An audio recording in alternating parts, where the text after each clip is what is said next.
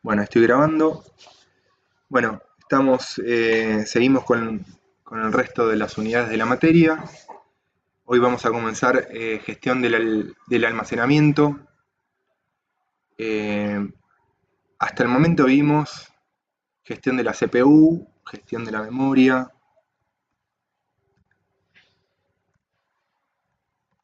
gestión del almacenamiento.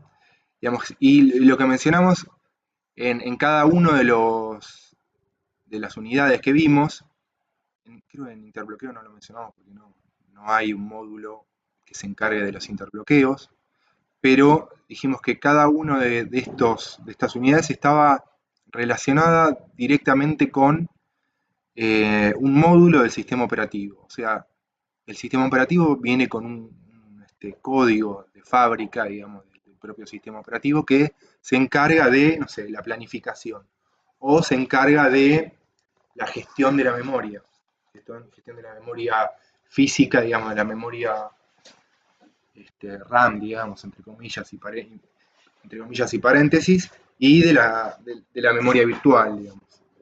Puede ser el mismo módulo u otro módulo separado. Cuando hablemos de gestión del almacenamiento, seguimos hablando de un módulo que digamos, se encarga directamente de toda la logística del almacenamiento de archivos. Digamos, nosotros como usuarios vamos a trabajar con archivos y con directorios que de alguna forma van a ser eh, similares a los archivos. Es más, los directorios son archivos tipo directorios. Y bueno, entonces toda esta información va a tener algún tipo de correlación con el sistema operativo, y el sistema operativo va a tener como dos visiones. Una visión que va a estar enfocada a lo que ve el usuario, o sea, la manera lógica de tratar los archivos, y otra visión digamos, de este módulo de gestión del almacenamiento va a ser cómo el sistema operativo maneja el, ese archivo dentro del hardware, que de alguna forma va a estar relacionado con la unidad 13, que es gestión de entrada-salida, pero va a haber una capa que nos va a abstraer de alguna forma de lo que es el hardware en sí, y nos va a dar una visión lógica de lo que es un archivo. Digamos, un archivo va a ser un conjunto de bytes o de posiciones de un disco rígido en un estado de unos y ceros, eso visto desde el hardware, pero visto desde un estado lógico va a ser otra cosa.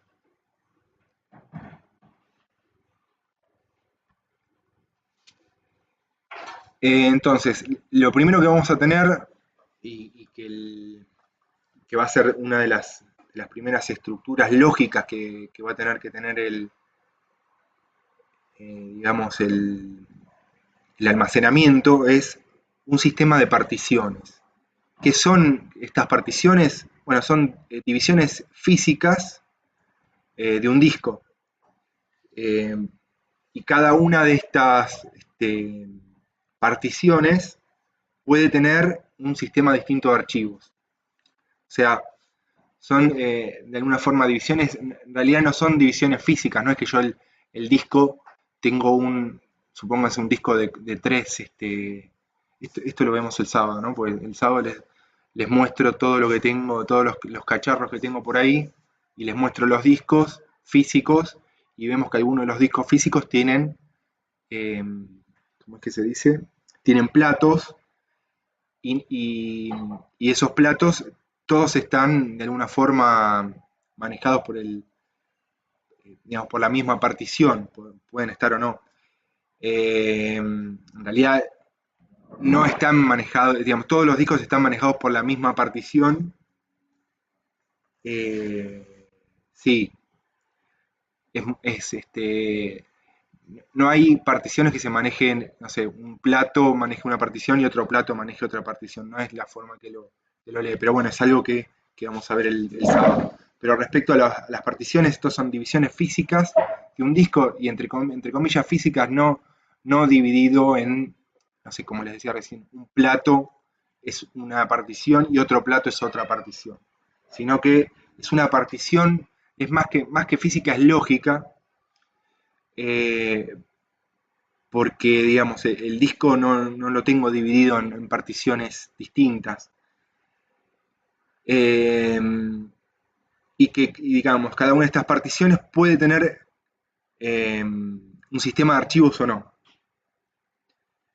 Se conoce con varios nombres, pueden ser franjas, minidiscos, estas son, aparte de particiones, son conceptos que se utilizaban en equipos viejos y muy de IBM, eh, pero también es otra forma de que se puede, digamos, que los pueden encontrar en algún lado por ahí, en alguna bibliografía. Después, otro concepto es el del concepto de volumen, que digamos que es el espacio donde sí tengo un sistema de archivos, y ahí ese sistema de archivos eh, puede contener un sistema operativo, ¿no?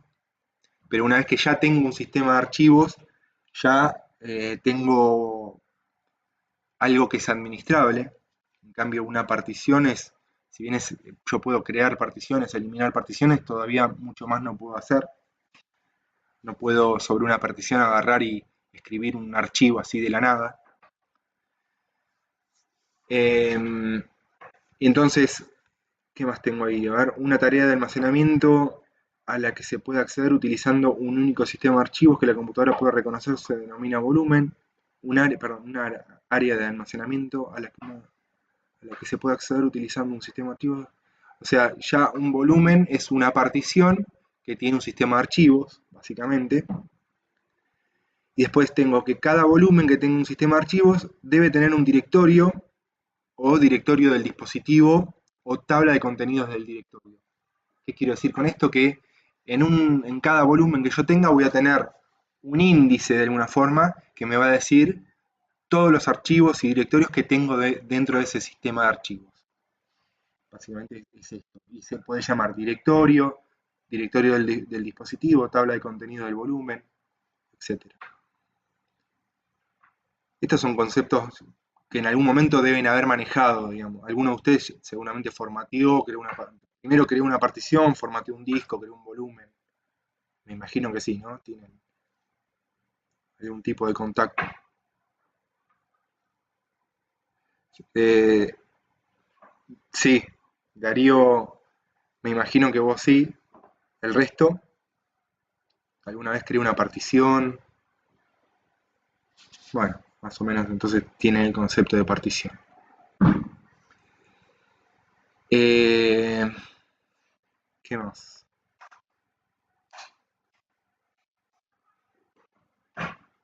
Hoy en día existen dos tipos de particiones. La partición con un sistema MBR. ¿Y ahí por qué es según MBR? Ah, está bien. Lo que quise poner acá es esta descripción que tenemos acá. Es una descripción de un sistema que es MBR. Y después tenemos un sistema, otro tipo de sistema de particiones que es el GPT, Master Boot Record, que es el más conocido por todos, y el GPT es GUI Partition Table, GUI, en realidad es GUI Partition, lo se van a anotar acá en el chat. GPT es GUI Partition Table, que es otro sistema de particiones que hay, y GUI es Group Units ID o algo así. Groups, a ver, lo voy a googlear porque nunca me acuerdo. GUI es como interfaz gráfica, ¿no? Pero GPT, GUID, GUID, no es GUID. Y no me acuerdo qué es GUID. Particiones GUID, GPT está en información.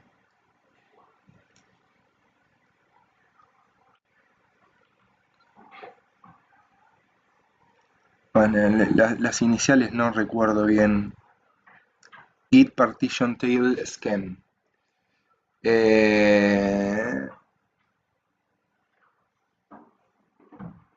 Pero digamos, a lo que iba con esto, que este tipo de particiones, de esta cantidad de particiones primarias, extendidas y lógicas, un segundo, no es no es GPT, sino que es MBR. No es SKID, me comí una SKID, no es SKIDS. Y esto es, no me acuerdo las iniciales del GUID.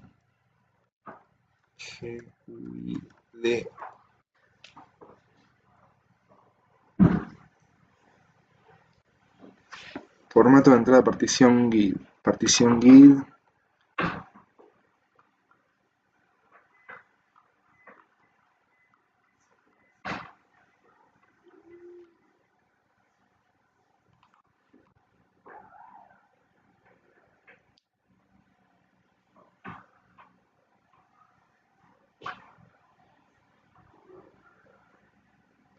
GUID. Acá, vamos a más fácil esto. Ahí está, identificador único global. O sea, es el ID, está Global Unique ID. Ahí me acordé. Global Unique ID. Es un GPT, sería un Global Unique ID Partition Table. Es una tabla de particiones que tiene identificadores únicos de cada partición. Es otro tipo de partición, de particionado. La que nosotros vamos a ver, o por lo menos vamos a presentar, es el MBR. En el MBR puedo tener tres tipos de particiones. Particiones primarias, donde puedo tener hasta 4 particiones primarias, o podría tener 3 particiones primarias y una extendida. Después voy a tener particiones extendidas, que es una partición secundaria que contiene múltiples unidades lógicas. O sea, cada una de estas particiones que yo voy a generar puede tener a su vez un volumen o de varios volúmenes dentro. Y digamos, cada una de estas particiones va a tener algo adentro y va a tener una cierta utilidad. O sea, yo en una partición primaria voy a poder, no sé, colocar el sistema operativo. Una partición extendida o partición secundaria puede contener múltiples unidades lógicas. O sea, yo dentro de una partición extendida puedo colocar puede haber hasta 23 particiones lógicas dentro de una partición extendida. O sea, podría poner 23 acá más estas que tengo ahí, más 3 particiones primarias.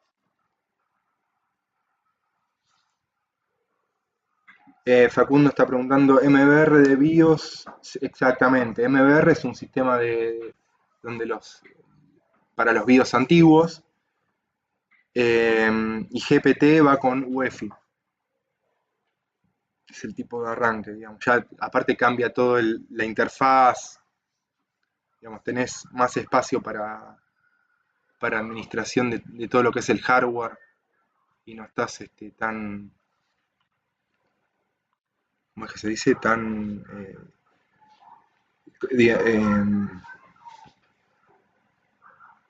ahí no me sale la palabra, tan acotado, ahí, exacto, tan acotado al espacio de partición que tenés en el MBR. Entonces, vamos a tener particiones de 3 tipos, primarias, extendidas o particiones lógicas. Yo podría tener hasta 23 particiones lógicas dentro de una partición extendida. Yo voy a tener, esto está 20, esto no me acuerdo si era 23 porque es 20 más 3, me parece que era 20 más 3, acá el epifenal, igual lo voy a ver. Yo puedo tener 20, más las 3 particiones primarias.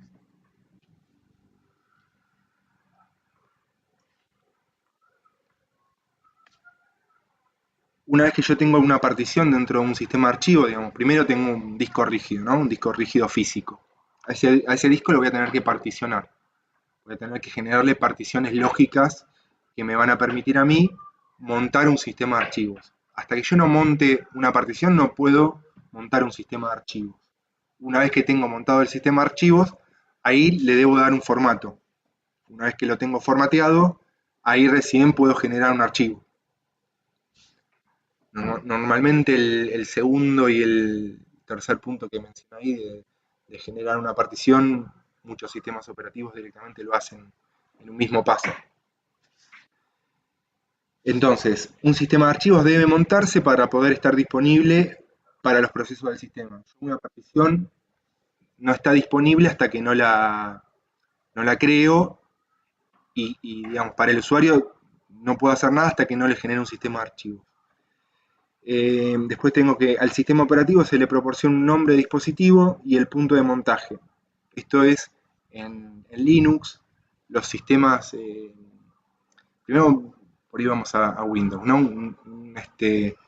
Yo puedo tener un disco rígido en Windows, tengo una partición en ese disco rígido y después tengo un sistema de archivos y ahí monto en esa unidad lógica que me presenta, por ejemplo, Windows C, monto el sistema operativo.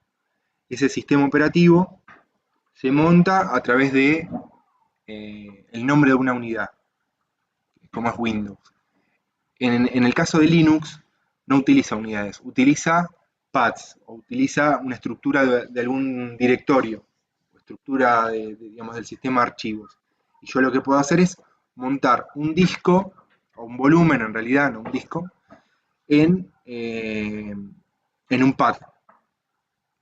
Sí, en barra temp puedo colocar un disco rígido.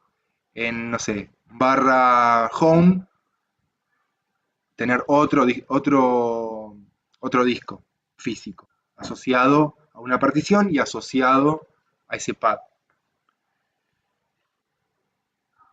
Después, ¿qué es la ubicación de la estructura de archivo que hay que conectar al sistema de archivos que se está montando? O sea, si yo no tengo el sistema de archivos montado, el usuario no va a poder ver el sistema de archivos. O sea, aparte de darle un formato y, o sea, particionarlo y darle un formato, se lo tengo que presentar al usuario. Después tengo, pide al controlador de dispositivo que lea el directorio de dispositivo y que verifique que ese directorio tiene formato esperado. O sea, esto es para a la hora de montarlo. Si no, no lo voy a poder montar. El sistema operativo registra su estructura de directorios que hay un sistema de archivos montado en un punto de montaje específico. Montar una unidad en Linux y en Windows. O sea, a través de... cómo montar, algunos seguramente ya lo habrá hecho, pero cómo montar un sistema de archivos, el sistema operativo, normalmente Linux, eh, donde, donde te instala el sistema operativo, te lo monta automáticamente, pero si vos generás un disco nuevo, lo vas a tener que montar donde vos quieras. O sea, conectás un disco, no es que normalmente Windows es muy automático de todo, vos conectás un disco extra, obviamente reiniciaste la máquina, o depende también de la versión del Windows que tenés, ¿no? Porque creo que a partir de 2012 en caliente, si vos conectás un disco, ya te lo reconoce y te da la opción de que si le querés generar una partición nueva y si lo querés cargar un volumen y formatearlo. Ya te lo hace automáticamente, como si fuese un USB. Pero en Linux no. En Linux vos conectaste el disco, primero le tenés que generar una partición asociada a ese disco físico. Una vez que tenés la partición asociada, le tenés que dar un volumen a través de generando un sistema de archivos, no sé, MKFS, tal cosa, y le generaste el tipo, ¿cómo es? El tipo de sistema de archivos, y después lo tenés que montar, porque si no, no lo vas a ver, no lo vas a poder aprovechar como usuario. Le vas a tener que decir, este disco, este volumen, en realidad montalo en tal dirección, no sé, barra home, barra mi usuario.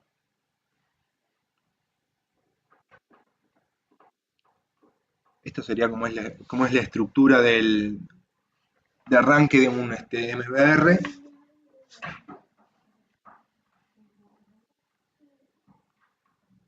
Acá voy a tener las otras tres particiones, o sea, la posibilidad de poner otras, digamos, de las cuatro particiones, acá me falta una, creo, no la grafiqué. Tenía tres particiones primarias, podía tener, y una extendida. Y a su vez tengo una partición extendida, que lo que voy a generar son particiones lógicas, y sobre estas particiones lógicas voy a poder instalar otros sistemas operativos. Y el directorio instalar, sí, ahí, y ahí lo que hace Linux es, cada vez que se inicia, en un archivo de configuración te dice dónde montarlo, ¿no? O dónde se monta ese sistema de archivos. Vos, una vez que lo instalaste, ya te lo monta automáticamente y te lo presenta automáticamente, pero lo que podés hacer, por ejemplo, es también que el automontado de un volumen sea automático. Lo podés configurar. Si no, es un parto cada vez que entras al sistema operativo o reinicias el sistema operativo. Montar una unidad es bastante.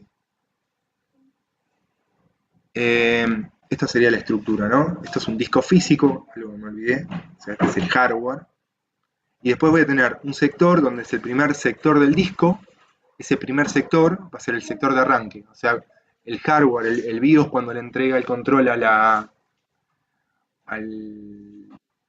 disco, lo primero el primer salto que pega, o sea, yo tengo el BIOS por acá, me va a decir saltá a esta posición de disco. Normalmente creo que es el sector 0 del disco, y son una cierta cantidad de bytes que tengo para arrancar. Acá me va a decir si yo tengo una partición, voy a tener una tabla de particiones activas, y en qué partición tengo un sistema operativo. Y me va a decir, va a haber un jump en algún lugar para saltar a la posición donde tengo el sistema operativo. Va a tomar los archivos de ese, no sé, C2 puntos barra Windows, donde tengo los archivos para cargar el arranque de Windows, y los voy a cargar a memoria. Y ahí voy a tener el sistema de archivo.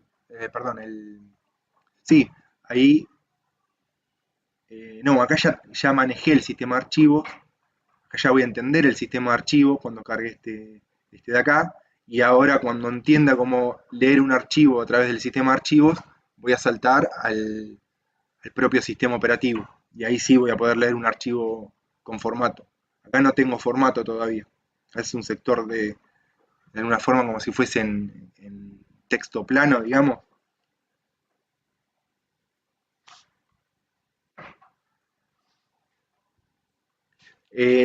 Ahí Darío pregunta, ¿en el MBR está el bootloader para elegir qué sistema operativo quiero cargar? Sí, lo que vos tenés acá puede ser un menú. Normalmente los sistemas operativos te generan un menucito acá, como para decir a qué posición de disco saltás. Si querés saltar a esta posición de disco, que es un, no sé, cilindro tal, clúster tal, o una dirección tal, o a esta posición, que es otra dirección física, digamos, eh, ¿cómo es? Del disco rígido. Eso lo podés hacer a través de los sistemas operativos que soportan eh, más particiones, distintas particiones de arranque, o hay software también free que lo que te permiten es hacer esto. O sea, lo puede tener el propio sistema operativo, y si no lo tiene, lo haces con algún software en especial. Yo creo que, no sé si acá o en la versión anterior había puesto un par de ejemplos. Pero, digamos, lo que tienen que entender es que acá no hay, todavía no hay un sistema de archivos, o sea, acá las cosas funcionan de una forma como si fuese texto plano, y Ya una vez que entendí, porque acá me dice cómo entender un sistema de archivos según, por ejemplo, en Windows NTFS o según Linux, una versión X3 o X4 o X2 o el tipo de formato que tenga el disco rígido, una vez que entienda cómo se lee ese tipo o ese sistema de archivos, lo voy a poder, digamos, ubicar al sistema operativo y cargar algún archivo del propio sistema operativo. Y acá puedo tener el sistema operativo que quiera y los que quiera. Después, ¿qué tengo acá? Me hice un asterisco. Las particiones existen en el nivel físico y volúmenes existen en el nivel lógico del sistema operativo.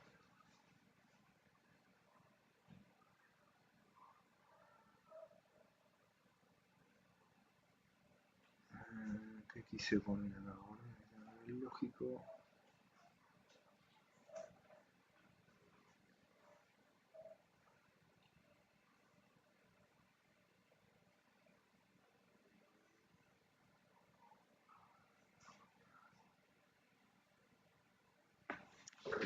O sea, acá lo que voy a tener es particiones, existen a nivel físico, me parece que lo que quiere decir es que acá voy a tener toda la información de la tabla de particiones, o sea, la información de qué tengo en cada una de las particiones, qué tipo de particiones tengo y si tengo un sistema operativo,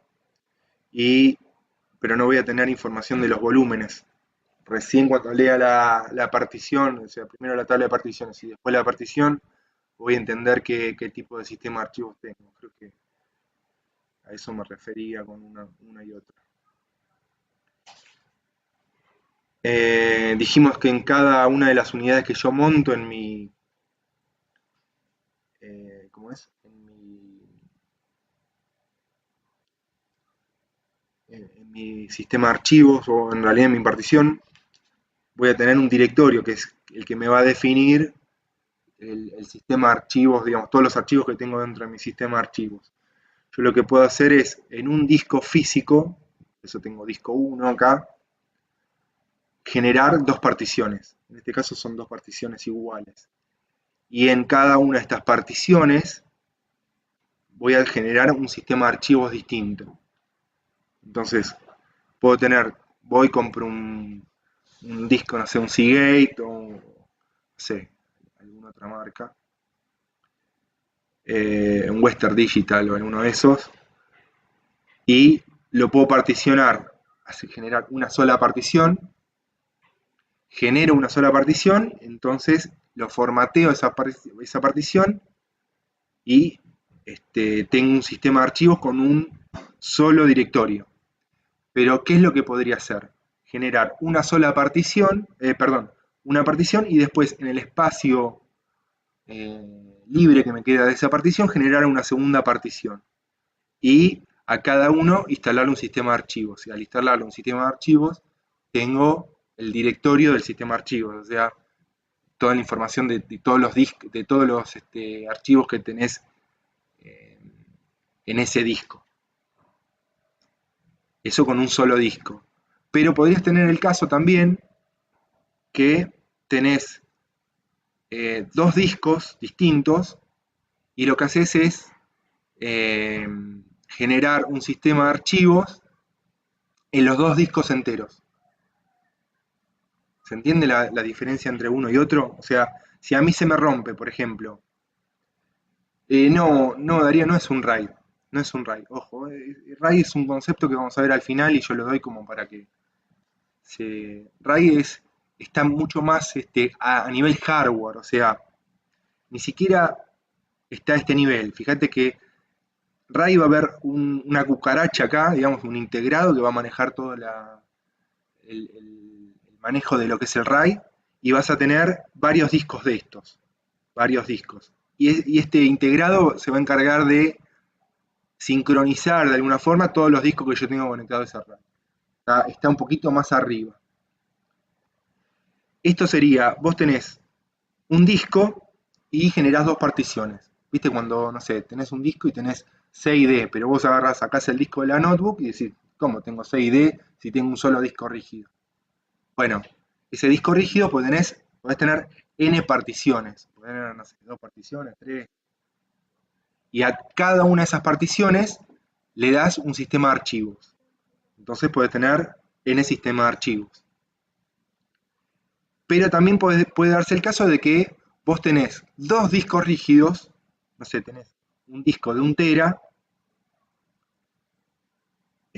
acá tenés el disco 2 de 1 tera y este también de 1 tera, y tenés un solo disco de 2 teras.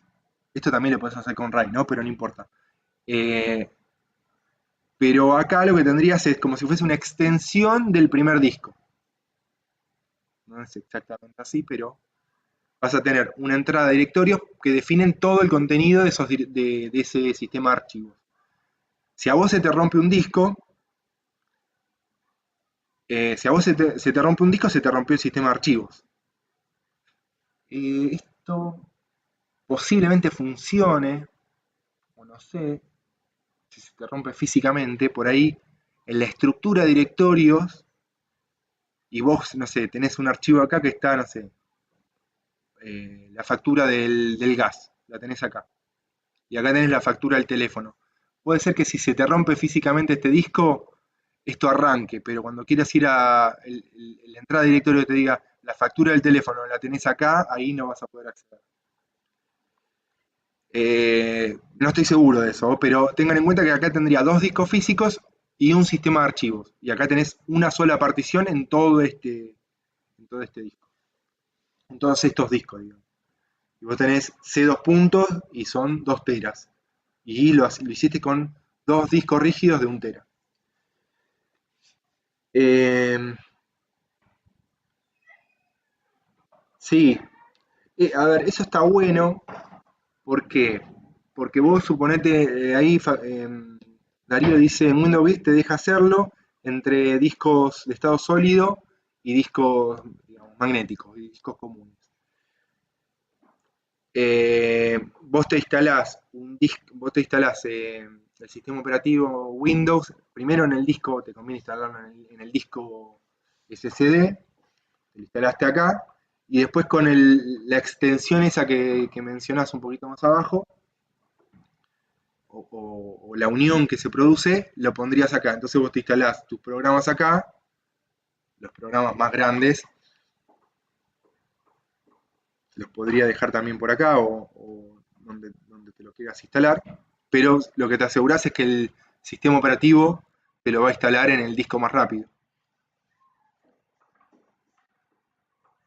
Sí, hay discos, esto yo no lo sabía, pero el año pasado, en una de las, cuando di el tema de RAID de discos, me dijeron que había una plaquita que lo que hacía era utilizar a un disco SSD como si fuese caché de disco. Entonces, te cargaba toda no sé, estaba jugando un juego, ¿no? Un juego que necesita mucho acceso a disco. Eh, Te carga toda la gráfica, por ejemplo, en el disco SSD y te lo cachea en ese disco. Usa a un disco que tiene por acá, te lo cachea. Eso se hace a nivel de hardware. Y cuando quiere acceder a algo que no está en ese disco callado, te lo va a buscar al otro disco. Pero mientras tanto accede al disco más rápido.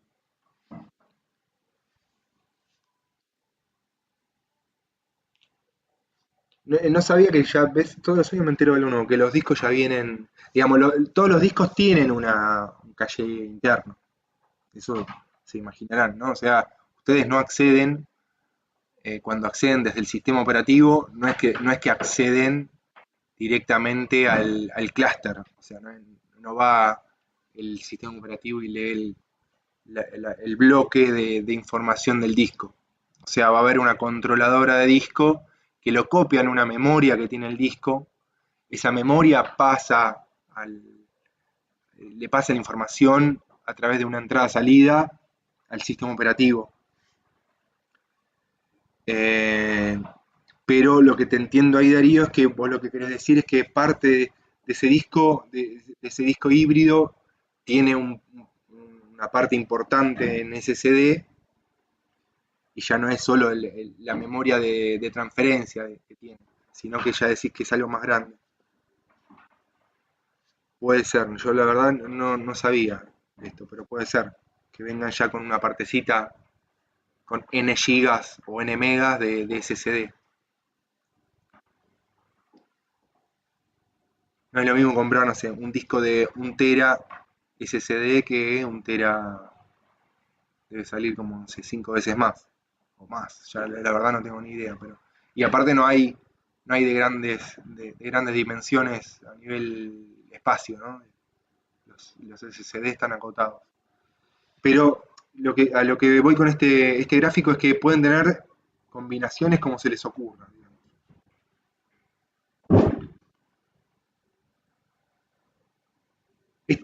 Volúmenes ya nos referimos al sistema de archivos que tiene el, el disco.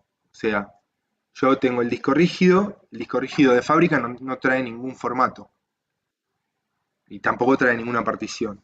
Entonces, algo que no contesté, ahí Facundo me está preguntando, pero no influye en el rendimiento hacer eso.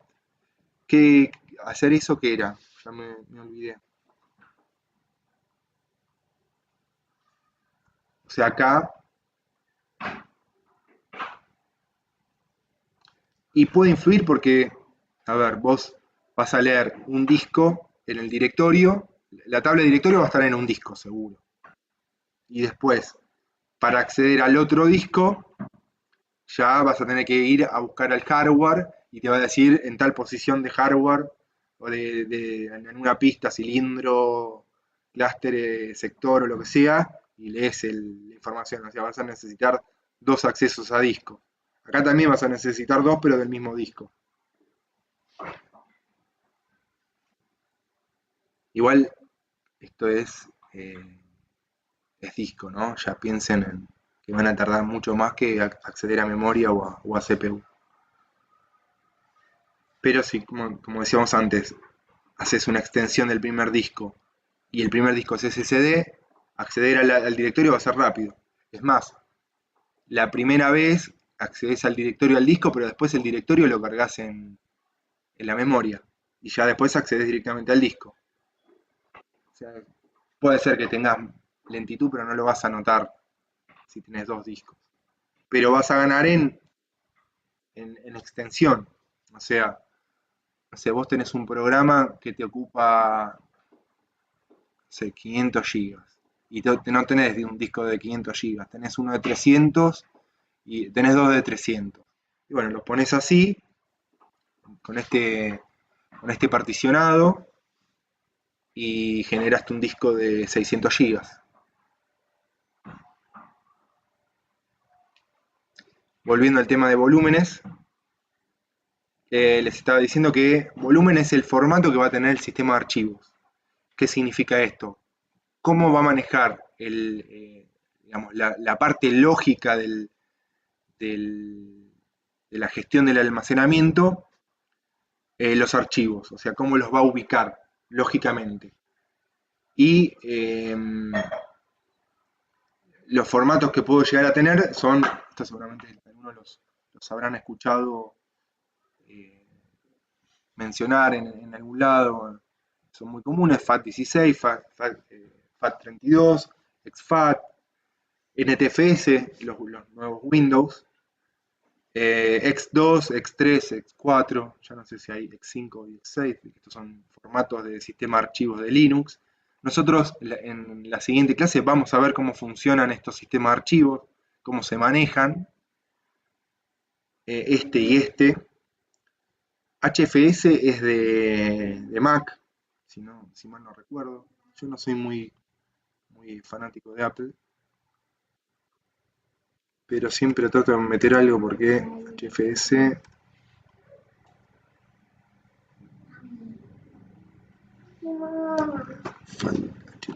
ya me sale. Es más.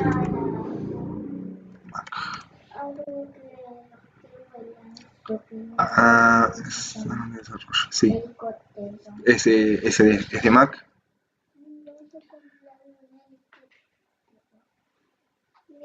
El iPod también lo tiene, o sea, todos los dispositivos de Apple se ve que es es propietario de Apple. Y a ver si quería ver algo más.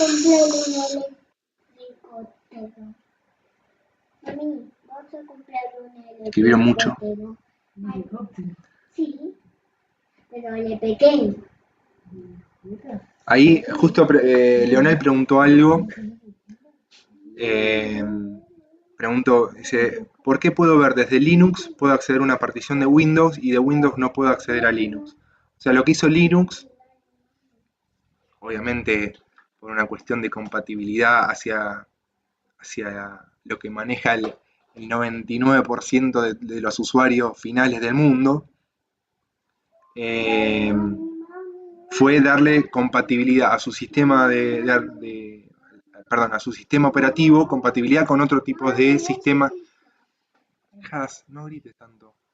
A su sistema de operativo con otro tipo de sistemas de archivos. O sea, el sistema de archivos va a definir la estructura que van a tener los datos, ¿no? Si yo no entiendo cómo es esa estructura, no voy a entender en qué idioma me están hablando del otro lado. Bueno, Linux lo que hizo es una ingeniería inversa para entender los sistemas NTFS. Si vos tenías un Windows XP, sí, XP creo que ya se puede instalar sobre FAT32.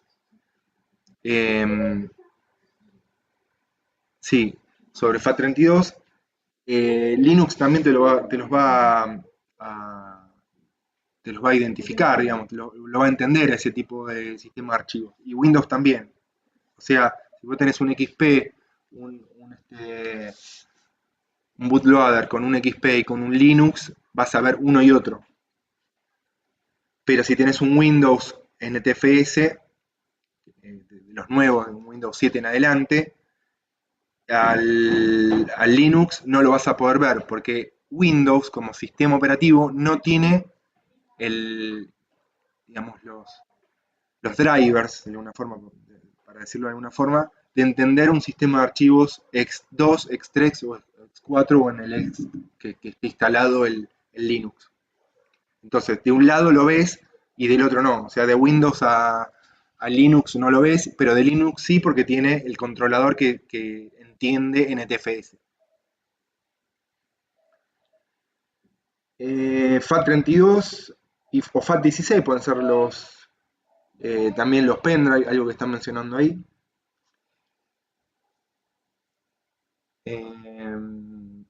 Y la ISO 9660 o UDF son sistemas de archivos de CDs y DVDs. Y UDF creo que también era de UDF. UDF es sí, UDF, Universal Disk Format. Formato de disco universal. Esto también se utiliza para CD. Está bien. El tipo de sistema archivo es UDF y el estándar ISO es la 9660. Y acá me acordé de algo.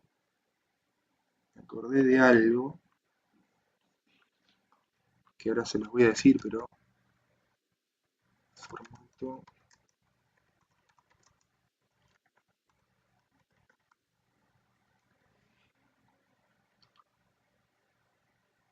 Acá está. Dreamcast Shiba. No.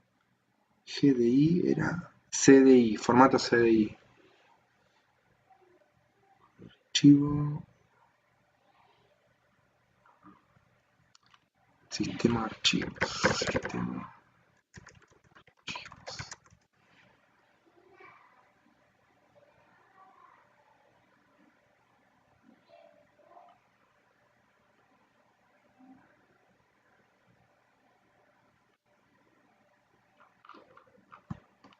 Ya voy bien.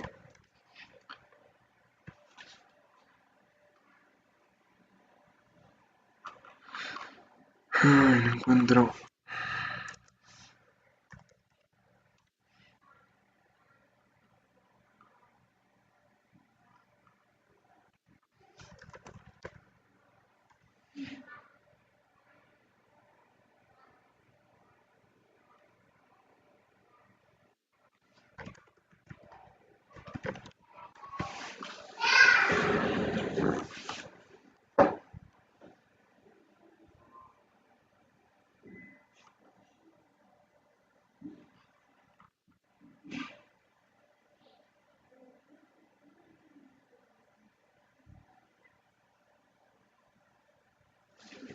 GDI era.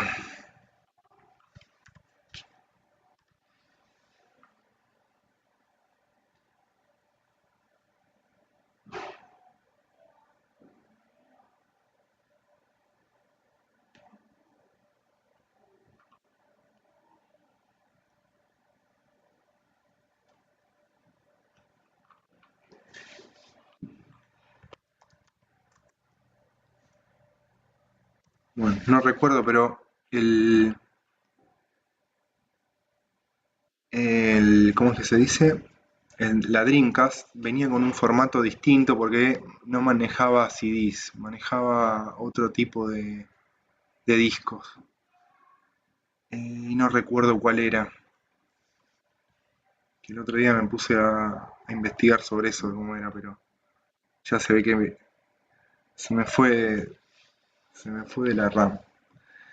Pero bueno, estos son distintos sistemas de archivos. Esto ya sería la estructura que tiene, la estructura lógica que tiene el volumen, cómo lo entiende cada uno.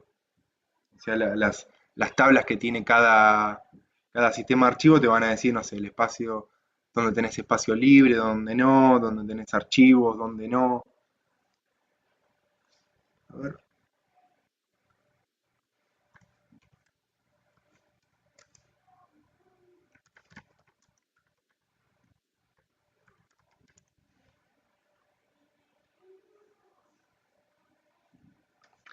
por ejemplo, acá Blu-ray usan UDF también, Universal Disc Format, pero la versión 2.5 y UDF 2.6. Esto, si ponen UDF, sistema de archivos, sí, usan UDF 2.5 y 2.6. Y si pongo, por ejemplo, sistema de archivos, DVD, calculo que deben usar lo mismo. También usan UDF, pero no dice qué versión. Seguramente tiene una versión más actual los CDs, los de DVDs y los Blu-rays del sistema de archivos. ¿Me aguantan 2 minutos? Ahí vuelvo.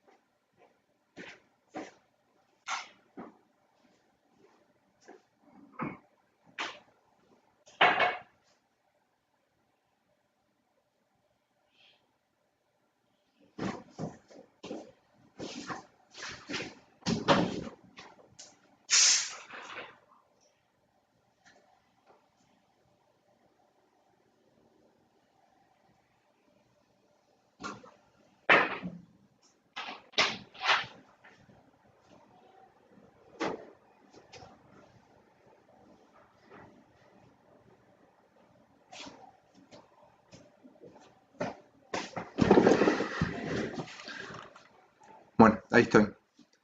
Quiero ver si preguntaron algo más. Bueno, estos son los distintos tipos de particiones. De tipos de volúmenes. Justo dice volúmenes y digo particiones. Acá les dejé dos documentos. Estos siempre los doy como los puedan abrir.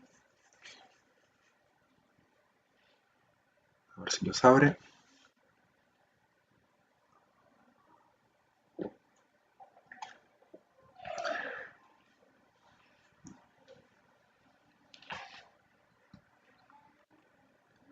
Se está yendo a buscar hasta Japón.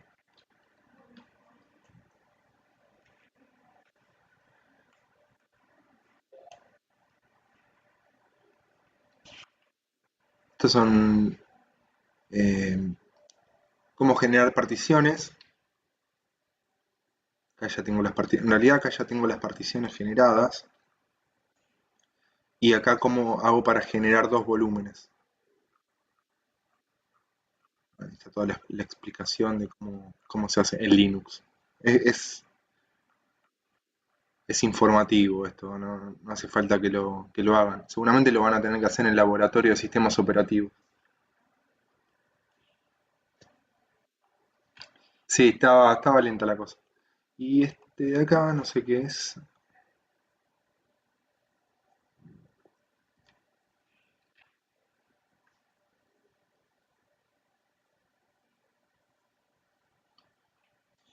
Y acá es algunos comanditos como para ver, para gestionar lo que es el almacenamiento.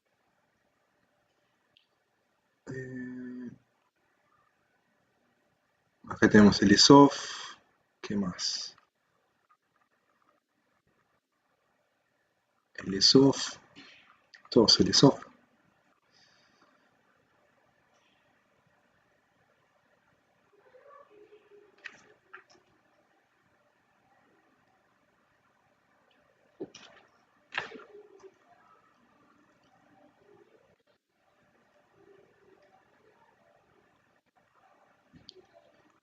Bueno, a este le falta una depuración, me parece. Gestión de almacenamiento. Este es este de acá. Esto es como para que vean un poco. Pero no da conceptos, digamos. Es como para manejar dentro de Windows o Linux todo lo que es el almacenamiento.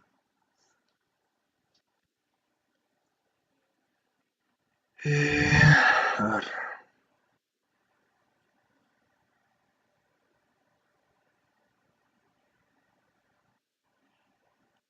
Estamos después. Interfaz del sistema de archivos. Acá hay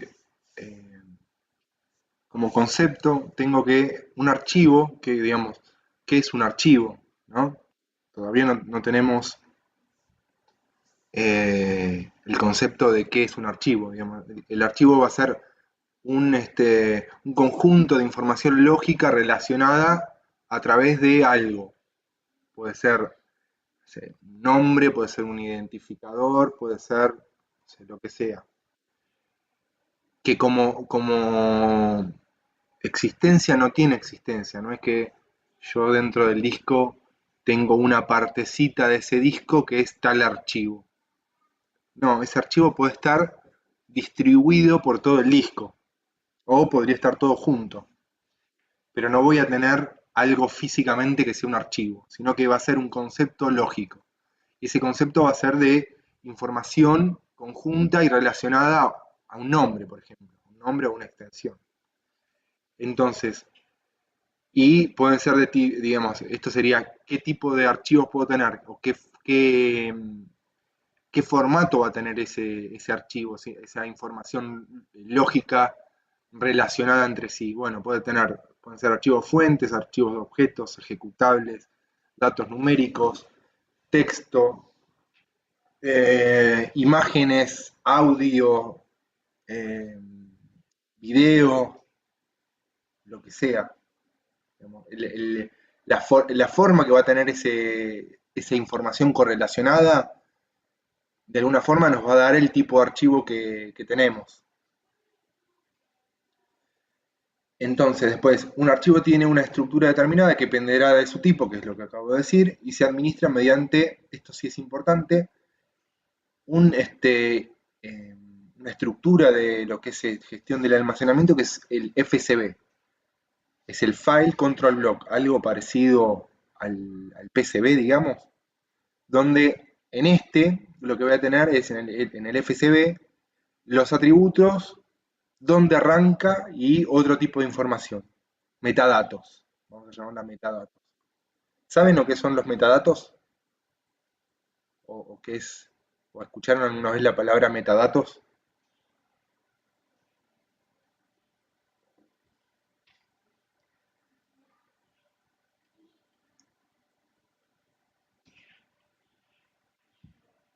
Es como mucha información, puede ser. No.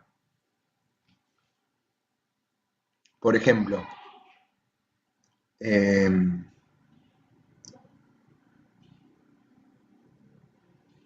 exactamente, es lo que está diciendo Darío. Es como si es información agregada de algo. ¿Ustedes dónde tienen metadatos? Ya, les iba a dar un ejemplo, pero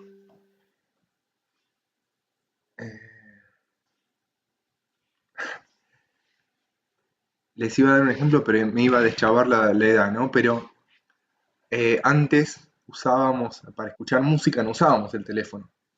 Se los voy a dar el ejemplo. Y escuchábamos unos aparatitos que eran para escuchar MP3. Exactamente, y teníamos los archivos MP3, que eran archivos de música, ¿no? No teníamos ¿cómo es que se llama? Spotify. No teníamos Spotify en el celular, no teníamos celular, no teníamos nada. Entonces teníamos, si queríamos escuchar música, los millonarios tenían MP3 y nosotros teníamos el Walkman a cassette, ¿no? Pero no importa.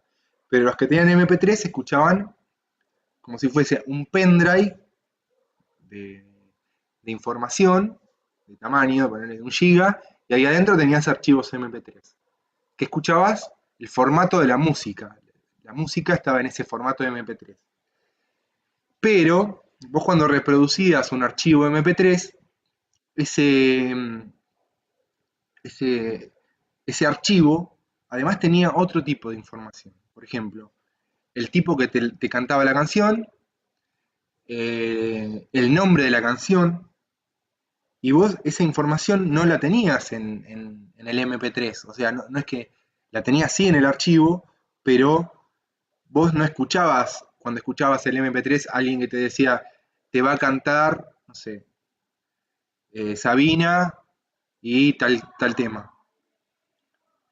Esa información es metadatos, es una información agregada que no está, eh, que no está en la información tácita del archivo.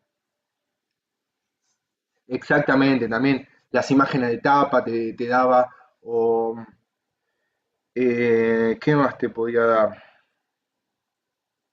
Bueno, son dos o tres cosas que te daban de metadato, nombre, por ahí la fecha de creación también es un metadato, pero eso es otro tipo de metadato que ahora vamos a ver.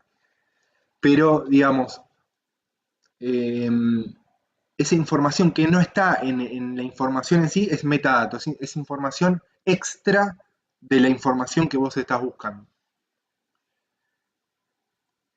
Estoy pensando otro. Un ejemplo también sería cuando ustedes conectan también un USB al estéreo. En el estéreo también les dice el nombre de la persona que les canta, el grupo o el que sea, y el nombre del tema.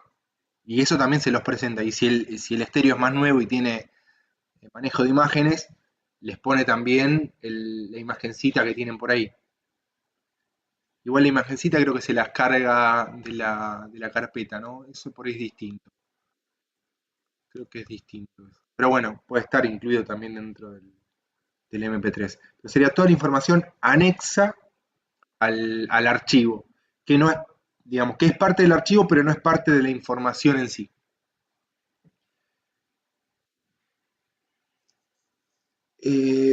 Atributos de los archivos. Primero voy a tener que tener un nombre del archivo. Va a ser un nombre de alguna forma simbólico. y es la única información que se mantiene en un formato legible por parte de la persona. O sea, yo el nombre del archivo lo puedo ver, no sé, leandro.txt. Después, como, digamos, o leandro.prof. No sé, invento un formato. El formato de ese punto .prof no lo voy a conocer. O no lo, digamos, salvo que tenga la aplicación que abre ese tipo de archivos, no la voy a interpretar si no tengo la aplicación que abre ese tipo de archivos. Pero el nombre sí lo voy a poder identificar. Después, un identificador. Esto aplica mucho a Linux. Es una etiqueta unívoca que usualmente es un número y identifica el archivo dentro del sistema. Esto se da mucho en Linux, que a los tipos de archivos más comunes o que maneja el sistema operativo Linux les da un identificador. Y había un comando para ver el identificador del tipo de archivo donde vos le pones este comando y el nombre del archivo y te dice cuál es el identificador de ese tipo de archivo. Es información como del sistema para que por ahí con el identificador lo relaciona directamente a alguna aplicación, por ejemplo. Tipo, esta información es necesaria para que los sistemas que soporten diferentes tipos de archivos, o sea, como básico, digamos, como mínimo, qué tipo de archivos necesito manejar.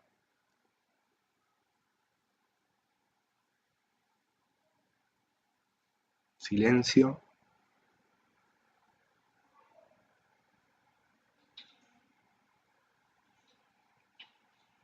Si yo no tengo ese tipo de archivos, no voy a poder manejar ningún otro tipo de archivo. Piense, ahí está, ahí algo tiraron. O sea, exe es uno de los tipos de archivos ejecutables que tiene Windows, o que tenía DOS, pero hay varios tipos de archivos. Digamos, todavía no hablemos de extensiones, por eso ya sería extensión.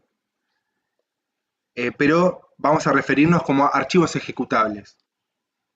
Y después de ahí en adelante, el resto pueden dejar de existir. O sea, podría, digamos, no tener otro formato de otro tipo de archivos y con tener exe por lo menos voy a poder ejecutar una aplicación. Hay como, no sé si 16 tipos de archivos ejecutables o identificados en Windows dentro de los archivos ejecutables. Varios de los que mencionan ahí. Por ejemplo, también los SCR creo que son es un formato de screensaver, o sea, de protector de pantalla. Los toman como si fuesen archivos ejecutables. Muchos de los virus de hace varios años se vendían en archivos .scr.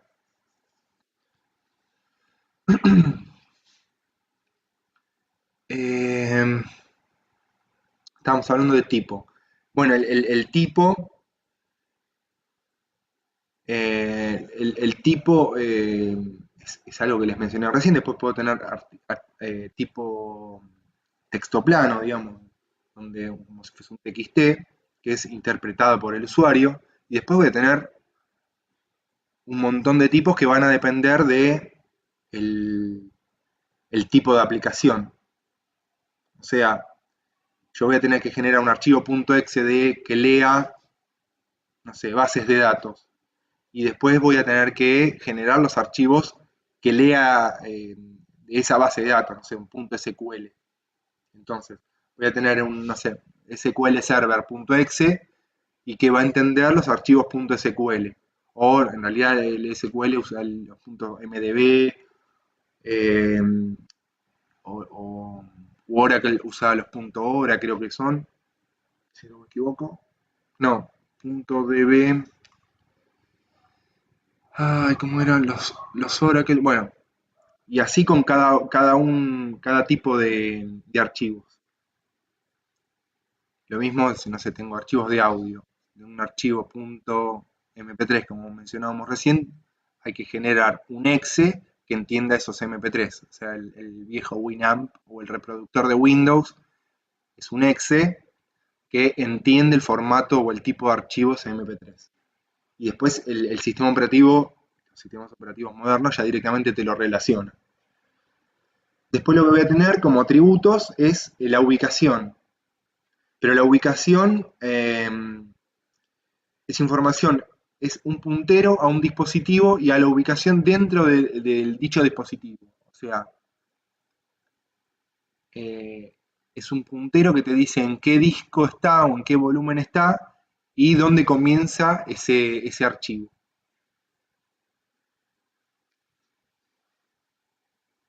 Después lo que voy a tener es el tamaño. Este atributo expresa el tamaño actual del archivo en bytes, palabras o bloques. Y posiblemente el tamaño máximo permitido. Esto, digamos, cada sistema de archivos va a tener un tamaño máximo de archivos. Esto por la estructura que se puede generar en función del sistema de archivos. Yo no podría generar archivos de 100 teras si el sistema de archivos no sabe cómo representarlo. El tamaño lo tiene guardado en algún lado o lo mide cada vez que lo necesita.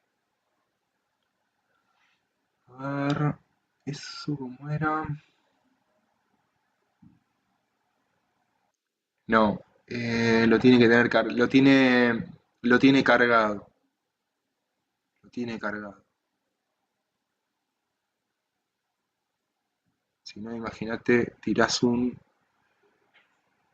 y que exactamente, y lo actualiza cada vez que lo usa, lo tiene que verificar.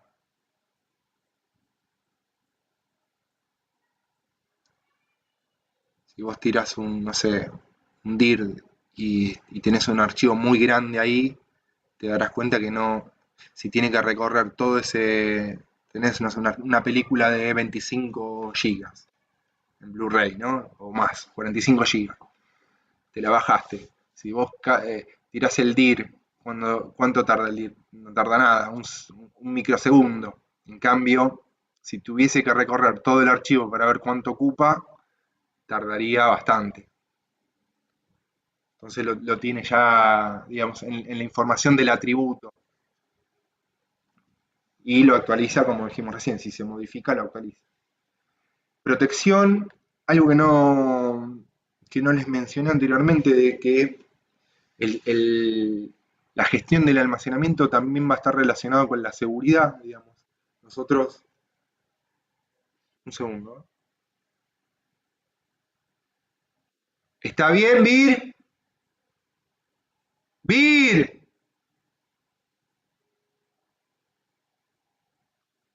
Ahí está. Estaba llorando mi hijo, no sabía si estaba mi esposa con ella. Protección, información de control de acceso, que determina quién puede leer el archivo, escribir el archivo, ejecutarlo, etc. Digamos, el sistema de archivos va a tener que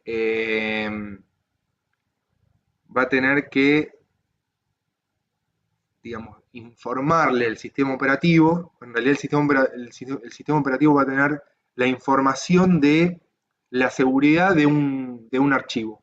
O sea, quién es el que lo creó, por ejemplo, quién es el dueño, quiénes pueden acceder y con qué permisos, o sea, lectura, escritura, permisos especiales, cualquier permiso, y eso va a estar dentro de los atributos del archivo. Y después voy a tener más información administrativa, fecha, hora e identificación del usuario. Esta información puede mantenerse para los sucesos de creación, última modificación, último uso del archivo. Estos datos pueden resultar útiles para propósitos de protección, seguridad y monitorización del uso de un archivo. Todo lo que hace un usuario en los sistemas de archivos actuales queda registrado si hubo modificaciones. Si vos lo editaste o lo leíste, no te va a quedar esa modificación. Hiciste no sé, un B de un archivo .txt y no lo modificaste, o hiciste un cat del archivo, no lo tenés, no tenés modificaciones. Después tengo la información acerca de los archivos se almacena en la estructura de directorios, esto sí es importante, o sea, toda esta información la voy a tener en la estructura de directorio, que será la estructura de todos los archivos que tenía, que también reside en el almacenamiento secundario, y toda esta estructura de directorio va a estar en el propio disco. Además de que esta información se va a cargar en la memoria, para que todo sea más amena la cosa, digamos. Si yo cada vez que tengo que acceder a la información de un archivo, tengo que acceder al disco, es bastante lento. Si yo la primera vez que cargo el disco rígido, pongo toda la información del disco y la voy actualizando en la memoria, y después voy sincronizando de memoria a disco, gano en velocidad. Y acá hago una mención respecto a los metadatos del sistema de archivos versus los metadatos del archivo. O sea, esto para nosotros van a ser como si fuesen metadatos del sistema de archivos. ¿Por qué? Porque yo hago, por ejemplo, a ver, por ejemplo acá, ¿no? Hago propiedades. ¿Ven la pantalla, no? Fíjense, ese es el tamaño del archivo. Este es el tamaño del archivo, cuándo fue creado, 11 de agosto de 2020. Modificado, seguramente en algún momento lo copié de un lado a otro y ya lo modifiqué hoy, las 3:41. ¿Y por qué lo grabé? Ah, porque hice una modificación, se ve, lo grabé. Último acceso, esta información, vamos a abrirlo ahí. Ahí lo volví a abrir. Esta información no sabía ni que la guardaba. Bueno, quedó último acceso las últimas 6 horas, pero no sé por qué lo modifiqué. Si yo lo cierro, a ver, guardarlo.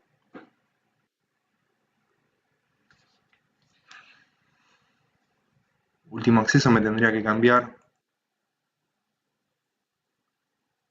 hace un minuto. O sea, esto es toda información como si fuesen atributos o metadatos del archivo que se dan a conocer a través del sistema de archivos. Después lo que voy a tener son metadatos, digamos, estos son también metadatos del sistema de archivo o atributos del sistema de archivos. Este es mi usuario, le estoy pasando más información. Pero esta información, por ejemplo, acá, esta información es información de los metadatos del archivo. O sea, yo en ningún lado escribí mi nombre, Leandro Robles. Esto se guarda, el Word se ve que tiene, si lo puedo abrir, ¿no? Si puedo abrir el archivo, ¿dónde lo tengo? Acá. Vamos a la página que estábamos. Ahí. Esta información la guarda el Word y digamos, mantiene los datos del usuario que está logueado, por ejemplo, en esa máquina. Pero yo en ningún lado escribí que soy Leandro Robles el autor, por ejemplo. Pero sin embargo esto lo guarda automáticamente. Esto lo puedo hacer desde el Word, lo puedo cambiar, o desde el PowerPoint, o desde el Excel lo puedo cambiar.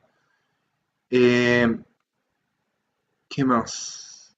Tipo de contenido, estos son todo metadatos del archivo del PPTX. Y digamos, bueno, equipo, información de dónde lo accedí, también es información. Esta información no la agrego yo como usuario, sino que la agrega el sistema operativo una vez que agrega digamos, que contiene el dato del nombre del equipo, lo guarda en ese archivo. Estos son todos metadatos del archivo. Y bueno, esto es algo que por ahí he hablado un poquito más adelante, pero son versiones anteriores. A partir de Windows 7 creo que se puede instalar Esto por ahí lo conoces, Darío, y se utiliza bastante. Se utiliza mucho en empresas las versiones anteriores, que lo que podés hacer lo tenés que habilitar en los Windows. Lo que hace es guardarte versiones, un versionado del archivo. Entonces vos, suponete, ¿no? Grabaste algo acá y lo grabaste y arruinaste el archivo, porque, no sé, estabas haciendo un cálculo, le pifiaste en un par de números y lo arruinaste, ¿no? Vos lo que podés hacer acá es volver a una versión anterior, esto como si fuese un backup de todas las versiones que se van guardando. Pero bueno, lo tenés que habilitar dentro del propio sistema operativo. Eh, pero volviendo a la presentación, voy a tener información propia del sistema de archivos y voy a tener información extra del propio archivo en sí. Esta información o metadatos del archivo va a depender del tipo de archivo. Y esto ya no tiene nada que ver con la materia, pero me gusta darlo porque eh, es algo que está bueno, que tiene que ver con el análisis forense de los archivos. Digamos, fíjense toda la información que yo tengo de contenido, pero también tengo información que no está en ningún lado. O sea, que está, pero no está. O sea, yo no escribí esta información. Cuándo fue modificado, quiénes pudieron acceder, qué tipo de archivos tengo. Eh, Acá va a haber otra información en otro tipo de archivos. Fíjense, número de párrafos. Acá no me da mucha información, pero en otro tipo de archivos tiene información mucho más jugosa y mucho más importante, digamos. Y ahora se lo voy a mostrar, pero primero vamos a esto. Sí, ¿no? Sí. Ya acá dije todo. Sí, acá. Operaciones con archivos. Estas son operaciones básicas, creación de un archivo, escritura de un archivo, lectura, reposicionamiento dentro de un archivo. Eh, Borrado de un archivo, truncado de un archivo. Lo que tienen que entender es cada vez que yo necesito acceder a un archivo, lo que tengo que hacer es hacer una llamada al sistema. O sea, estoy accediendo a un hardware de alguna forma. Y el único que me da acceso al hardware es el sistema operativo, entonces cada vez que yo tenga que hacer un acceso a un archivo, tengo que elevar privilegios de usuario a sistema operativo. Y cada vez que yo trabaje con ese archivo es otra llamada al sistema. Entonces, fíjense, cada una de estas, no la voy a explicar una por una, pero lo primero que tenemos que ver es, por ejemplo, crear un ejemplo, ¿no? Creación. Primero verifica el espacio. Después, luego crea la entrada para que, digamos, para el archivo en cuestión en la entrada de directorio. Te lo va a dejar crear si no existe, porque si existe te va a decir tal archivo existe. Póngale otro nombre o no sé, o te lo sobrescribo, ponele.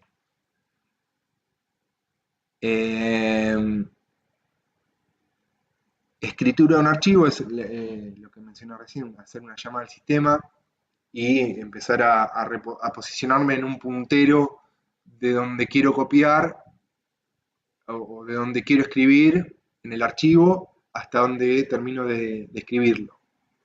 Lectura también, posicionarme dentro de la memoria, voy a tener que cargar todo el archivo a la memoria y en la memoria lo voy a tener que posicionarme y leerlo.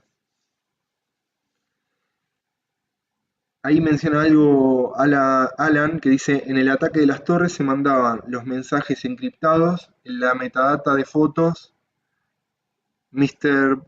Robot muestra cómo hacerlo en un capítulo. Sí, yo les voy a pasar algo de eso ahora. Me estás spoileando. Leonel, ¿estuviste, no, en el cuatrimestre pasado o me parece a mí?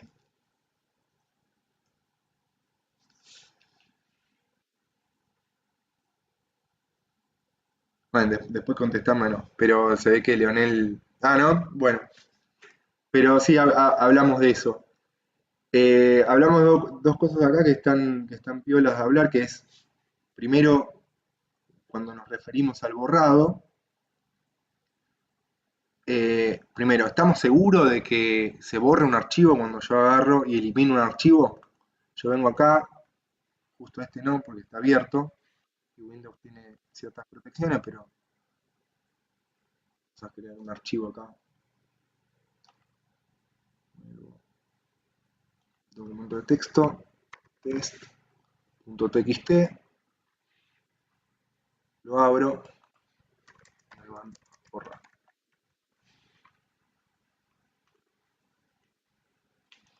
Lo cierro, lo abro y ahí lo borro. ¿Qué es lo que estoy haciendo con esto? Lo estoy borrando, digamos, de forma efectiva. Lo que estoy haciendo es borrando al archivo de la tabla de directorios o de la entrada de directorios. Entonces, el archivo, entre comillas, físicamente, todavía existe. No es ni siquiera temporal, Facundo, no es que vos cuando no sé, lo cargaste en memoria y te quedó en la memoria, sino que lo que haces es borrarlo de la entrada de directorio, donde te dice que tenías que ir a, no me acuerdo cómo se llamaba, creo que era test.txt, te decía anda tal puntero que lo vas a encontrar al archivo. Bueno, lo que hiciste es truncar esa entrada de la entrada de directorio. Y ya ahí no lo vas a encontrar más. Pero el archivo físicamente todavía existe. Todavía existe en algún lugar del disco. Y lo que haces con el recuba, que es algo que mencionó ahí Darío, ¿no? O con el get data back también.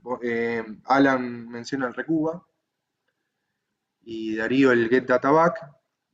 Es recuperar todas las entradas que fueron borradas. O sea,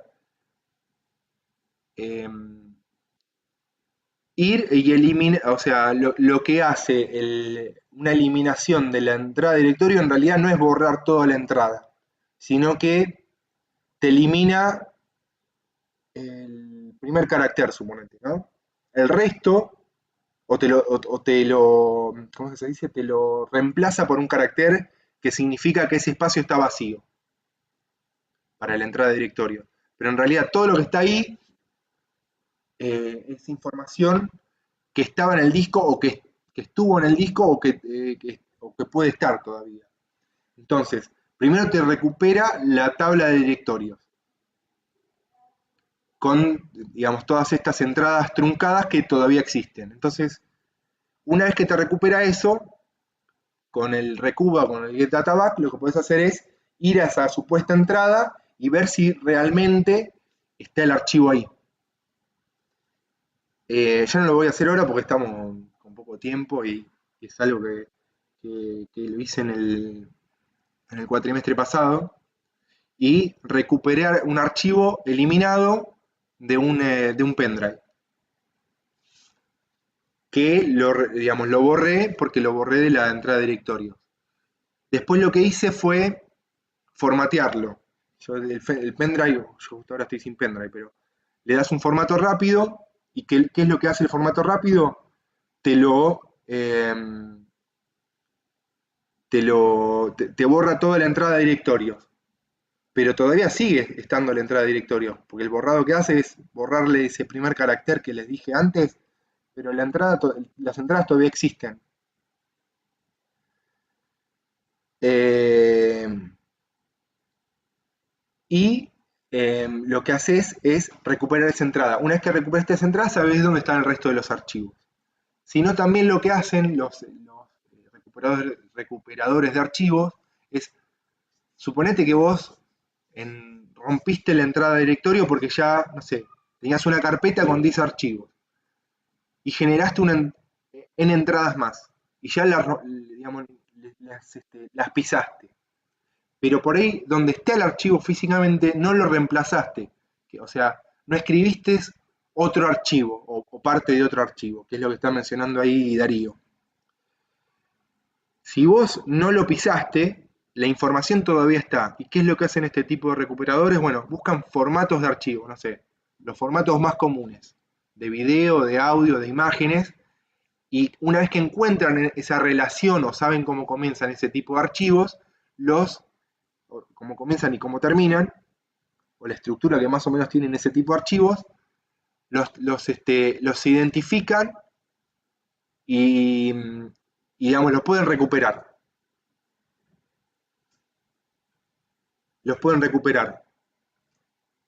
Entonces, podemos recuperar archivos que hayan sido borrados de la tabla de directorios, archivos que hayan sido, primero, archivos que estén truncados de la tabla de directorios y archivos que hayan sido borrados de la tabla de directorios por el formato que tienen. Pero también podés encontrar, y esto ya es sin hacer un formato rápido, vos la información que tenés en el disco podés identificar, y ya tiene que ver cómo se graba la información en el disco, podés identificar grabaciones anteriores que realizaste en el disco. O sea, podés ir a niveles de que la información sigue estando.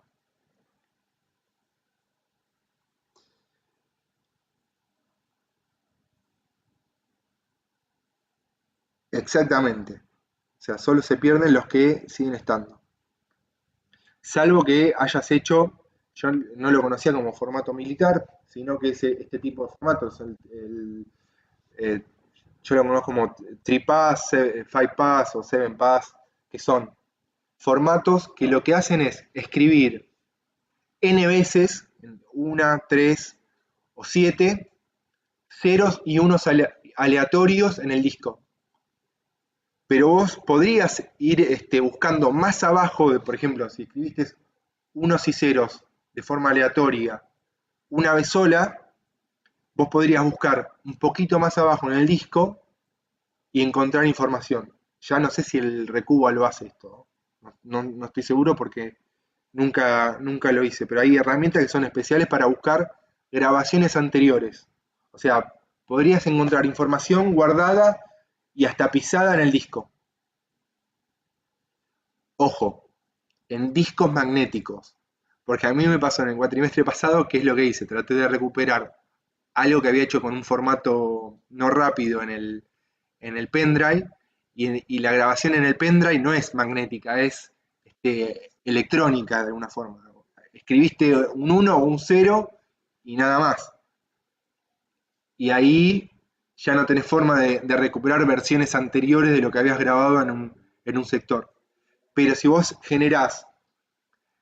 eh, generás este tipo de formato de 3, 7, 5 o lo que sea, ya es más complicado porque tenés que buscar grabaciones anteriores, o sea, algo que te va a quedar muy poca información. Cuando se graba magnéticamente un disco, no, no queda la información tan, digamos, tan borrada como uno cree. Y él lo que está diciendo, creo que te referís a eso, Darío, la recuperación en discos SSD es más complicada. Ahí ya no la vas a poder recuperar. Digamos, si vos eliminaste en la tabla de particiones, podés buscar información del formato de los archivos que tenés en el disco y algo vas a encontrar. Pero si vos le hiciste, como vos decís, un formato militar o escribiste unos y ceros aleatoriamente en el disco, en un disco SSD, ya ahí se te va a complicar. Y igual el formato que se graban los discos SSD es distinto porque funcionan escribiendo por celdas y vos tenés una cierta cantidad de grabaciones en los discos SSD y vos como que vas destruyendo celdas. Pero ahí no estoy, digamos, tanto no manejo en recuperación en discos SSD, pero en discos magnéticos sí, lo haces y recuperas lo que se te ocurra. Lo que se te ocurra. ¿Qué más? Ah, y yo les iba a mostrar algo de los metadatos. A ver si lo encuentro. Mientras voy a buscar un poquito.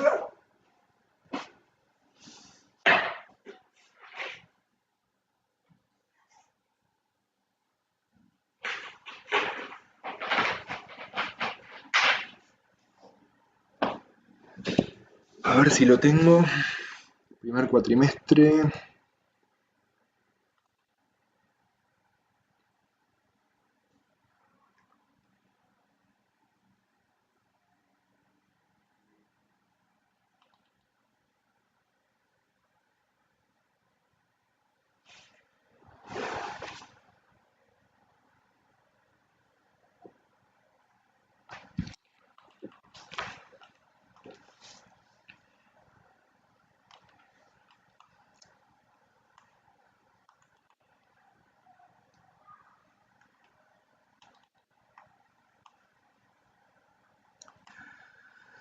Creo que lo tengo acá.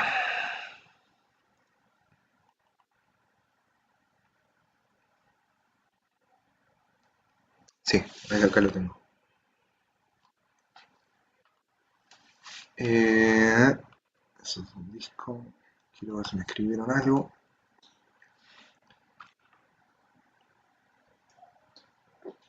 Eso respecto a los archivos. La única forma de destruirlo es haciendo un formato de 3 pasadas, 4 pasadas, 5, 10, y ahí de lo que se les ocurra. Fíjense una cosa. Acá directamente Windows ya te lo presenta, ¿no? Pero acá tengo una imagen y esto es información de los metadatos de esa imagen. Tengo, por ejemplo, modelo de la cámara, modo que se sacó la foto, cómo estaba puesto, la ubicación también. Y esto ahora te lo presenta Windows, digamos, porque es un tipo de formato, un JPG entiende que es una imagen y sabe cómo presentártela, pero ponele acá .iso, no te presenta información. O bueno, MP4 algo te va a presentar. Pero podría ser un formato de video y que ese formato de video también tenga metadatos y vos revisar los metadatos que te vienen en esa imagen. Ojo, ahí de eso vamos a hablar ahora. Primero vamos a hacer un CMD y vamos a ver dónde lo tengo.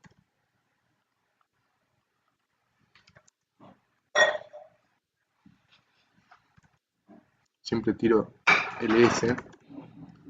Acá hay una herramienta que se llama EXIF Tool, que lo que te genera es, te presenta los metadatos. EXIFtool.exe. ¿Cómo se llama? La imagen.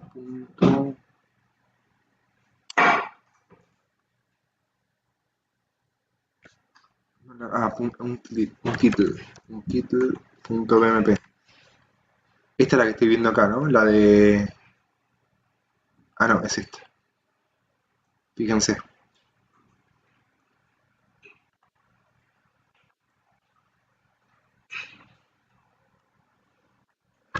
Fíjense. Esta es la información que... O sea, los metadatos que tiene esa imagen. Metadatos del archivo en sí. Y esta información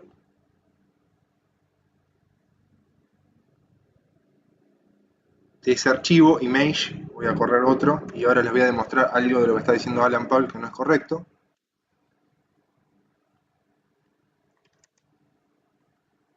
Entro ahí, exif, tool, image, creo que era este, y ahí tengo toda la información, como les decía, tipo de componente de los colores, formato de la imagen, con qué equipo se sacó, qué versión del firmware tiene la cámara, resolución. Esta es solo, o sea, lo que tienen acá es solo parte de la información de los metadatos de esa imagen. Es mucho más amplio. Y les puede aparecer, no sé, modelo de GPS, la ubicación si la tienen activada. Fíjense algo más. Vamos a hacer una prueba. Les voy a pasar esta imagen, la que tiene formato.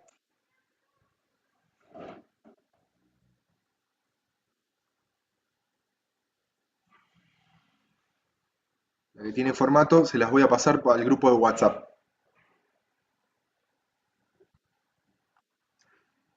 La voy a descargar.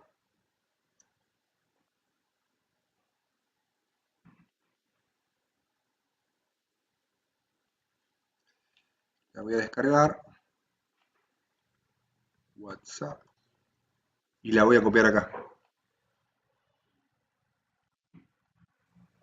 Fíjense. ¿Qué pasó?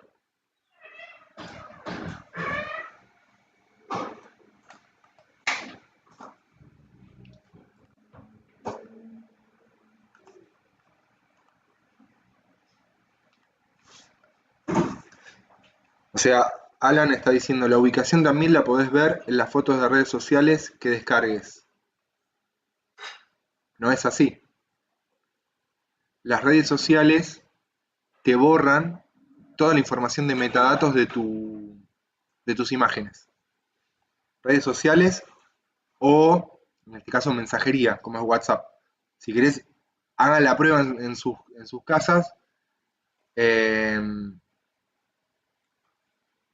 O sea, cuando sacás la foto desde el celular, sí te guarda la ubicación, pero tenés que tener el permiso habilitado desde el celular al GPS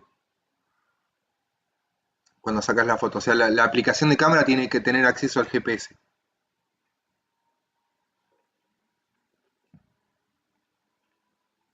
Pero toda la información de metadatos te la borra. En Instagram puede ser que te la deje mantener, porque leen esa información de los metadatos y te ponen la ubicación. Pero en Facebook no. Facebook hace lo mismo que WhatsApp o que algo que no probé. Acá vamos a tirar el Exif Tool de nuevo sobre WhatsApp. Fíjense. Ahora me borró toda la información. Es más, me reemplazó toda la información de modificación, creación y etcétera por la última vez, o sea, cuando fue creado o bajado desde el WhatsApp.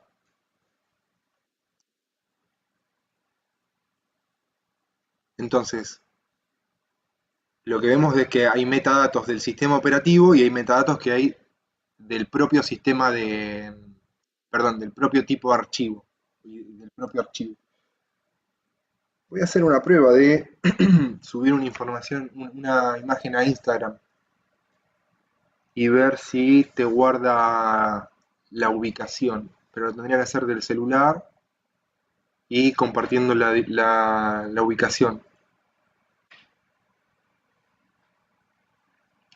Pasala al WhatsApp y lo que pasa que ahí te va a borrar, WhatsApp te va a borrar la información. No, destacar no, ¿qué dice? Descargar. Escritorio. Vamos a ponerle test. Esto es para jugar un rato. Uy.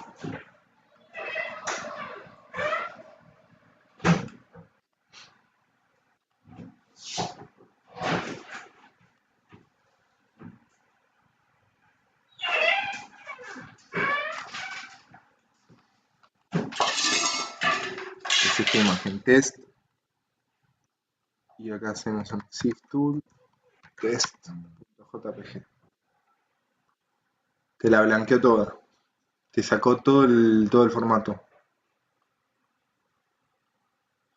Lo que pasa que, ¿sabés cómo? Esto habría que hacerlo así, para hacerlo bien. Acá. Para hacerlo bien, lo que tendrías que hacer es copiarlo, o sea, bajarla, pasarla por mail. El mail, estoy seguro que no te quita los metadatos. Y ahí recién, el que te la borró acá fue WhatsApp. WhatsApp te borró todo. Pero puede ser que Instagram te deje ese metadato de la ubicación, porque por ahí le sirve ese metadato para presentarla no sé, la ubicación en Google Maps, no sé qué es lo que hará. Ahí podría ser, sí, ahí podría ser. O sea, si la comprimís, al que le va a borrar los metadatos es al punto zip, por ejemplo. A ese sí le va a borrar los metadatos.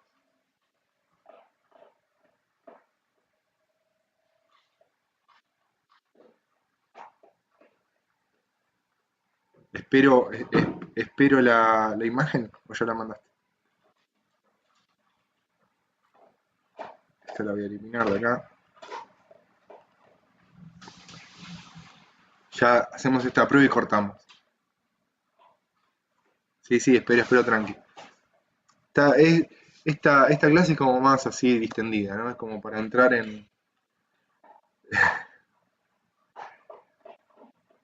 eh, en tema y después de a poquito se va a ir.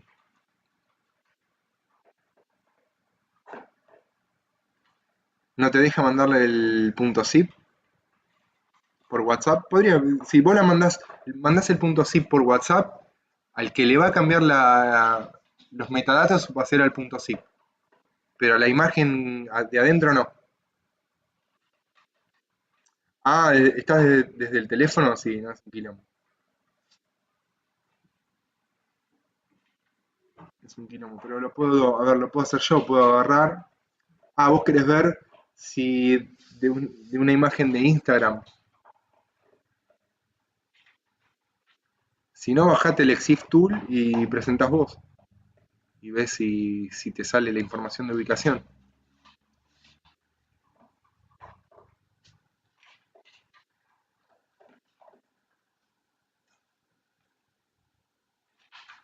Ya casi. Bueno, mientras tanto veo que... ¿Qué más tenía por acá? Esto era toda la pruebita del Recuba. Elimino la partición y después, sin embargo, puedo recuperar información.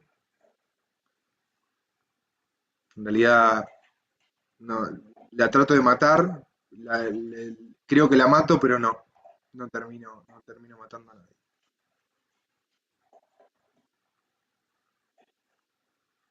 Esto es bastante largo.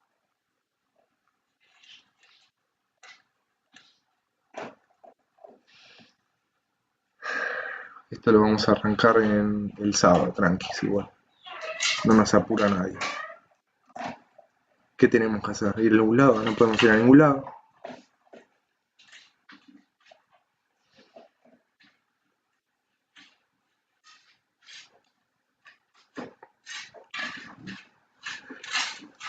Esto sí podría estar, esto en realidad tendría que estar como más asociado al tipo de archivo. Los tipos de archivos.